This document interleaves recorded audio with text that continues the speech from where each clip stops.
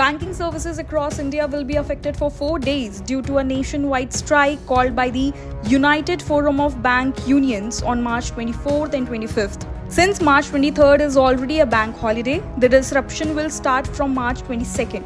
Let's hear from Pankaj Kapoor, VP of the All India Bank Officers Confederation about the situation. जब सारी financial institutions, अगर मैं India की बात करूं तो चाहे आरबीआई देखें, चाहे एलआईसी देखें, चाहे जनरल इंश्योरेंस कंपनी देखें, चाहे नाबार्ड देखें, जो हमारे रेगुलेटर्स हैं वो लोग 5 डे वीक करते हैं। लेकिन और गवर्नमेंट के डिपार्टमेंट्स का तो आपको मालूम ही है, चाहे वो स्टेट गवर्नमेंट हो, सेंट्रल गवर्नमेंट हो। तो ऐसे में बैंकर्स के लिए जो चीज एक मान ली गई, एक तय हो गई, लेकिन उसके बाद से इंप्लीमेंटेशन में क्यों इतनी डिले है? आपको ये मालूम होगा कि 2 सैटरडे ऑफ हमें 2016 के अंदर ये मिले थे।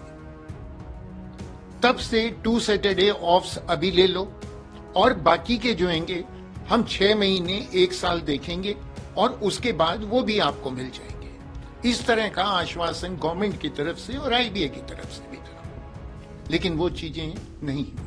More recruitment to address staff shortages, permanent positions for temporary employees, a 5-day work week similar to RBI and insurance sector norms, reversal of recent government directives on performance reviews and productivity-linked incentives, which unions argue threaten job security and public sector bank autonomy, protection for bank employees from verbal and physical abuse by customers, appointment of worksmen and officer directors in public sector banks, resolution of pending issues with the India's Banks Association, an increase in the gratuity ceiling to Rs 25 lakh in line with the government employees' benefits, exemption of income tax on staff welfare benefits, government retention of at least 51% equity in IDBI Bank, an end to outsourcing of permanent jobs and unfair labor practices in banks.